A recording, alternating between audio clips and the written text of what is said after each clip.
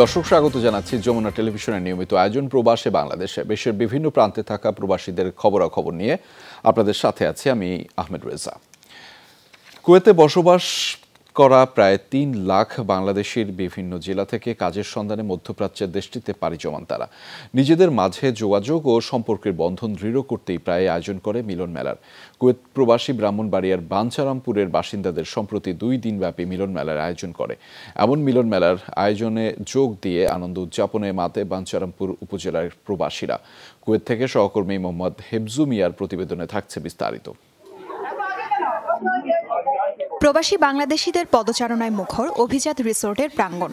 Kuwait city থেকে কিছু দূরে প্রাকৃতিক মনোরম পরিবেশ আর সবুজে ঘেরা কাবাদ অঞ্চলে হয় জমকালো এই আয়োজন।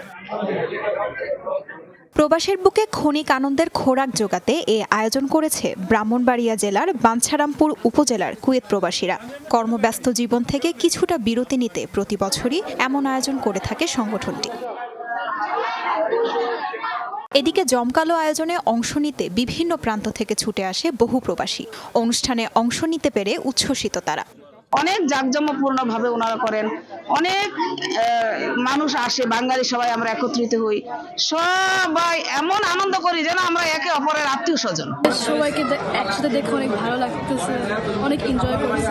সব ধরনের লোক, সব দলের লোক আমরা একসাথে আজকে একত্র হইতে পেরেছি, আমরা খুব আনন্দিত। সবাই আমাদের এই প্রোগ্রামে সাড়া দিয়ে উপস্থিত হয়ে প্রোগ্রামকে সাফল্যমণ্ডিত করার জন্য আমরা বাঞ্ছারামপুরবাসীর পক্ষ থেকে সকলকে ধন্যবাদ জানাচ্ছি। অনুষ্ঠানে ছিল বাহারি স্বাদের নানা পদের খাবার। দেশি বিদেশি খাবারের আয়োজন ছিল অতিথিদের জন্য। মুখরোচক সব পিঠা, পায়েস সহ হরেক রকম মিষ্টি উৎসবে যোগ করে বাড়তি মাত্রা।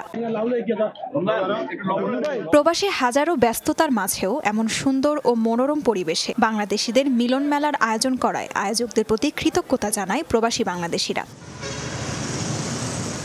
তাজরিয়ান সোভান, যমুনা নিউজ। লেবাননের ত্রিপলি শহরে কনসুলার সেবা প্রদান করেছে বাংলাদেশ দূতাবাস। শনি ও রোববার টানা 2 দিন চলেছে সেবা প্রদান। এ সময় ত্রিপলি চেম্বার অব কমার্স অ্যান্ড ইন্ডাস্ট্রির হলরুমে ছিল প্রবাসী বাংলাদেশিদের উপচে পড়া ভিড়। প্রবাসী বাংলাদেশিদের সাথে কুশল বিনিময় করেন রাষ্ট্রদূত air vice marshal Javed Tanvir Khan. এ সময় পাসপোর্ট, মেশিন রিডেবল পাসপোর্ট, শিশুদের পাসপোর্টের আবেদন, পাসপোর্ট নবায়ন, জন্ম নিবন্ধন, ব্যাংক অ্যাকাউন্ট খোলা ও নিয়মিতকরণের আবেদন সহ অন্যান্য সেবা প্রদান করে দূতাবাস। বাংলাদেশ দূতাবাসের এই উদ্যোগে উচ্ছ্বসিত প্রবাসী বাংলাদেশিরা। রাষ্ট্রদূতের সাথে উপস্থিত ছিলেন দূতাবাসের কাউন্সিলর ও দূতালয় প্রধান মোহাম্মদ বাকি বিল্লাহ ও প্রথম সচিব আনোয়ার হোসাইন। হাতের কাছে সবকিছু পাইছি, পাসপোর্ট, এবং আমরা আকামের জন্য অনেক খুশি। বাংলাদেশি প্রবাসী ভাই ও বোনেরা তারা যেন সহজে এই সেবাগুলো পেতে পারেন, সেই জন্য আমরা 2 দিনের একটি সেবামূলক কার্যক্রম এখানে পরিচালিত করছি। আমি আশা করি আমাদের যে উদ্যোগ সেটার মাধ্যমে আমাদের এখানে বসবাসরত বাঙালি ও ভাই বোনেরা এখান থেকে উপকৃত হবেন। সোমালীয় জলদস্যুদের জিম্মি দশা থেকে মুক্ত জাহাজ এমভি আবদুল্লাহ ভিড়েছে কুতুবদিয়া বহির্নোঙরে। দুঃসহ একটি দিন পার করার পর অবশেষে দেশে ফিরে উচ্ছ্বসিত 23 নাবিক।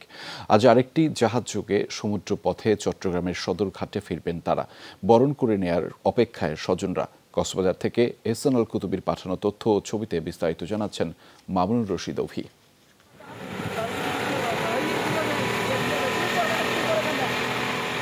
৬২ দিন পর বাংলাদেশের জলসীমায় এমভি আবদুল্লাহ। 23 নাবিকের সবার চোখে মুখে খুশির ঝিলিক। ভাই কেমন আছেন? মাশাআল্লাহ মাশাআল্লাহ।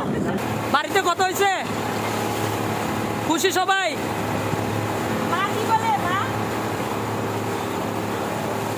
দোয়া করতেছে, মারধর করেছে আপনাদের? সোমালীয় জলদস্যুদের জিম্মি দশা থেকে মুক্ত জাহাজটি সোমবার বিকাল 5:30টায় যখন কুতুবদিয়া বহির্নোঙরে পৌঁছায়, উত্তাল সাগর পাড়ি দিয়ে সেখানে হাজির যমুনা টেলিভিশন। চরম উদ্বেগ, আতঙ্কের ভয়াল সব দিন পার করে অবশেষে নাবিকদের নিজ দেশে ফেরার অবিস্মরণীয় মুহূর্তের সাক্ষী টিম যমুনা। জাহাজের নাবিকের সাথে কথা বলে অনেক ভালো লাগছে, ওরা অনেক খুশি হয়েছে। ক্যাপ্টেনের সাথে কথা বলছিলাম, ওরা অনেক ভালো লাগছে, ক্যাপ্টেন অনেক খুশি হয়েছে আমরা যাওয়ার পর। যতগুলো নাবিক আছে এদেরকে কথা বলছি, দেখছি, এরা খুশি হয়েছে। বাসাতে সবার সাথে ফোন করতেছে, যোগাযোগ করতেছে, আমাদেরকে ধন্যবাদ দিছে আমরা যে এদেরকে দেখতে গেছি। আবদুল্লাহ জাহাজ দেখছি, দেখার পরে নাবিকগুলা কিন্তু অনেক খুশি হয়েছে, কিন্তু আমরা দেখার পরে অনেক খুশি হয়েছি। ওরা যেন বাড়িতে ফিরতে পারে, ওটা আমরা দোয়া করি। জাহাজটিতে রয়েছে ৫৬,০০০ টন চুনা পাথর। কুতুবদিয়ায় ১০,০০০ টন খালাস শেষে ২ দিন পর জাহাজটি আসবে চট্টগ্রাম বন্দর বহিনোঙ্গরে। তবে অন্য একটি টিমকে দায়িত্ব হস্তান্তর করে মঙ্গলবারই চট্টগ্রামের সদরঘাট জেটিতে ফিরবেন ২৩ নাবিক। তাদেরকে আনতে এরই মধ্যে কুতুবদিয়া গেছে এমবি জাহানমণি ৩ নামে আরেকটি জাহাজ। আমাদেরকে জাহানমণি ৩ করে ২৩ জন নাবিক যাচ্ছে। এই ২৩ জন হ্যান্ড ওভার হয়ে ওই ২৩ জন আমাদের এখানে আসবে আগামীকাল দুপুর ১টা থেকে ২টা। মঙ্গলবার সদরঘাট জেটিতে নাবিকদের বরণ করে নেয়ার অপেক্ষায় পরিবার ও স্বজনরা। এখন থেকেও মনে হচ্ছে আবার ঈদ আসতেছে, ছেলে আসলে ছেলে আবার ঈদ সঙ্গে নিয়ে আসতেছে, এটা মনে হচ্ছে আমাদের আবার ছেলেকে নিয়ে ঈদ হবে, বেড়াবো, ঘুরবো। আল্লাহর কাছে কৃতজ্ঞতা, আল্লাহ রাব্বুল আলামিন এটা সুযোগ করে দিয়েছে বলে আমরা এটা আমার ভাইকে আমরা পেয়ে ফেরত পেয়েছি। গত ১২ মার্চ ২৩ নাবিক সহ সোমালীয় জলদস্যুদের কবলে পড়ে এমবি আবদুল্লাহ। ৩২ দিন পর ১৩ এপ্রিল মুক্তিপণ দিয়ে ছাড়া পেয়ে দুবাই হয়ে অবশেষে দেশে ফিরেছে জাহাজটি। মামুনুর তৌফি, যমুনা নিউজ, চট্টগ্রাম। মালয়েশিয়ার জোহরে ২৭ বাংলাদেশি সহ ৪০ অভিবাসীকে আটক করেছে দেশটির ইমিগ্রেশন বিভাগ। রোববার রাজ্যের গেলাংপাতা এলাকায় ১৯টি স্থানে অভিযান চালিয়ে তাদের আটক করা হয়। ইমিগ্রেশন বিভাগ জানিয়েছে, বৈধ নথিপত্র ছাড়া অবস্থানরত প্রবাসীদের আটক করতে অভিযান চালানো হয়। পরীক্ষা করা হয় ২৪৬ জন বিদেশির কাগজপত্র। সেখান থেকে নথিপত্রবিহীন ৪০ জনকে আটক করেছে প্রশাসন, যেখানে রয়েছে বাংলাদেশি ২৭ জন অবৈধ অভিবাসী। বাংলাদেশি ছাড়াও অবৈধ অভিবাসীদের মধ্যে ভারতের ৭ জন, নেপালের ৩ জন, পাকিস্তানের ২ জন এবং ১ জন চীনের নাগরিক। সম্প্রতি মালয়েশিয়ায় অভিবাসী প্রত্যাবাসন কর্মসূচির ব্যাপক প্রচারণা চালাচ্ছে সরকার। এই কর্মসূচির মাধ্যমে স্বেচ্ছায় নিজ দেশে চলে যাওয়ার আহ্বান জানিয়েছে ইমিগ্রেশন বিভাগ, যার মেয়াদ শেষ হবে চলতি বছরের ৩১ ডিসেম্বর। লেবাননে প্রবাসী বাংলাদেশি শ্রমিক ইউনিয়নের প্রতিষ্ঠা বার্ষিকী উপলক্ষে আলোচনা সভা অনুষ্ঠিত হয়েছে। রোববার রাজধানী বৈরুতে আলকোলা শ্রমিক ফেডারেশনের হল রুমে আলোচনা সভার আয়োজন করা হয়। প্রবাসী বাংলাদেশি শ্রমিক ইউনিয়নের ৮ম প্রতিষ্ঠা বার্ষিকী উপলক্ষে কেক কাটেন সংগঠনের সদস্যরা। প্রধান অতিথি ছিলেন সংগঠনটির প্রধান উপদেষ্টা আব্দুল মান্নান। বিশেষ অতিথি ছিলেন সোফিয়া আক্তার, অজন্তা ইসলাম, মুক্তার হোসেন, জাকির হোসেন ও এমডি জসিম সহ আরও অনেকেই। অনুষ্ঠানের সভাপতিত্ব করেন সংগঠনটির সাবেক সভাপতি মোহাম্মদ জুয়েল রানা। সঞ্চালনা করেন সংগঠনটির নবনির্বাচিত সভাপতি আব্দুল করিম। আলোচনা পর্বে বক্তারা প্রবাসী শ্রমিকদের বিভিন্ন দাবি দাওয়া তুলে ধরেন। অনুষ্ঠানে লেবাননের বিভিন্ন সামাজিক ও রাজনৈতিক সংগঠনের নেতৃবৃন্দ সহ বিপুল সংখ্যক প্রবাসী বাংলাদেশিরা উপস্থিত ছিলেন। পশ্চিমবঙ্গ সহ বিভিন্ন স্থানে বিচ্ছিন্ন সহিংসতার মধ্য দিয়ে শেষ হল ভারতের লোকসভা নির্বাচনের ৪র্থ দফা ভোট গ্রহণ। এই পর্বে দেশটির ১০ রাজ্যের ৯৬টি আসনে ভোট গ্রহণ অনুষ্ঠিত হয়। সবশেষ পাওয়া তথ্য অনুযায়ী গড়ে প্রায় ৬৩% ভোট পড়েছে। চতুর্থ দফার ভোট গ্রহণের সময় বিচ্ছিন্ন সহিংসতা হয় পশ্চিমবঙ্গের বিভিন্ন কেন্দ্রে। দুর্গাপুর, নলহাটি, বীরভূম, মুর্শিদাবাদ সহ বিভিন্ন স্থানে বিজেপির নেতাকর্মীদের সাথে সহিংসতা হয় তৃণমূল কর্মীদের। বুথ ভেঙেছে, বুথ ভেঙেছে, বিজেপি এবং সিপিএম যৌথভাবে আমাদের বুথ ভেঙেছে। কাদের বুথ? আমাদের তৃণমূলের বুথ ভেঙেছে। তারপরে আমাদের মহিলাদের হাত দিয়েছে। কারা করলো? কারা? পাইনি আমরা। বাইরে থেকে এসে বিজেপি ঝান্ডা নিয়ে এসে আমাদের সামনে এখানে এসে ও নাচাচ্ছিল, উল্টাপাল্টা গালাগালি করছিল। এই ধাপে পশ্চিমবঙ্গে ভাগ্য নির্ধারণ হবে হেভিওয়েট প্রার্থীদের। তালিকায় রয়েছেন কংগ্রেসের অধীর চৌধুরী, বিজেপির দিলীপ ঘোষ, তৃণমূলের ইউসুফ পাঠান, মহুয়া মৈত্র, শতাব্দী রায়ের মতো প্রার্থীরা। স্থানীয় সময় সকাল ৭টায় শুরু হয় ভোটাভুটি। এই পর্বে দেশটির ১০ রাজ্যের ৯৬ আসনে ভোট গ্রহণ হয়। এর মধ্যে অন্ধ্রপ্রদেশের ২৫, তেলেঙ্গানার ১৭, উত্তরপ্রদেশের ১৩, মহারাষ্ট্রের ১১ এবং মধ্যপ্রদেশ ও পশ্চিমবঙ্গের ৮টি করে আসনে ভোট হয়। এছাড়া বিহারের ৫টি, ওড়িশা ও ঝাড়খণ্ডের ৪টি করে এবং জম্মু ও কাশ্মীরের ১টি আসনে ভোটাভুটি হয়। আমাদের কর্মীদের কয়েকদিন ধরে আটকে রাখা হয়েছে। যদি নির্বাচন অবাধ, নিরপেক্ষ এবং সুষ্ঠু হয় তাহলে তাদের আটক করে রাখা হলো কেন? প্রথম ধাপে ১০২, দ্বিতীয় ধাপে ৮৯ এবং তৃতীয় ধাপে ৯৪ আসনে হয় ভোট গ্রহণ। ৪ জুন প্রকাশিত হবে নির্বাচনের ফলাফল। মীর মুশফিকা হাসান, যমুনা নিউজ। বাহরাইনের নোয়াখালী ওয়েলফেয়ার সোসাইটির নতুন কমিটির আলোচনা সভা ও দোয়া মাহফিল অনুষ্ঠিত হয়েছে। শুক্রবার রাজধানী মানামায় স্থানীয় সময় রাতে একটি রেস্তোরাঁয় এই সভার আয়োজন করা হয়। আলোচনা সভায় কামাল উদ্দিন আহমেদকে সভাপতি এবং আহসানুল্লাহ মাসুদকে সাধারণ সম্পাদক করে 41 সদস্য বিশিষ্ট নতুন কমিটি ঘোষণা করা হয়। প্রধান অতিথি ছিলেন সংগঠনের সহসভাপতি নজরুল ইসলাম মানিক। বিশেষ অতিথি ছিলেন সংগঠনের সহসভাপতি হারুনুর রশিদ। অনুষ্ঠানে সভাপতিত্ব করেন সিনিয়র সহসভাপতি তাজউদ্দিন। পরিচালনা করেন সাধারণ সম্পাদক আহসানুল্লাহ মাসুদ। এছাড়াও বক্তব্য রাখেন মীর হোসেন সুজন, আমিনুল ইসলাম সুমন, জাকের হোসেন ও শাহ আকরাম সহ আরও অনেকে।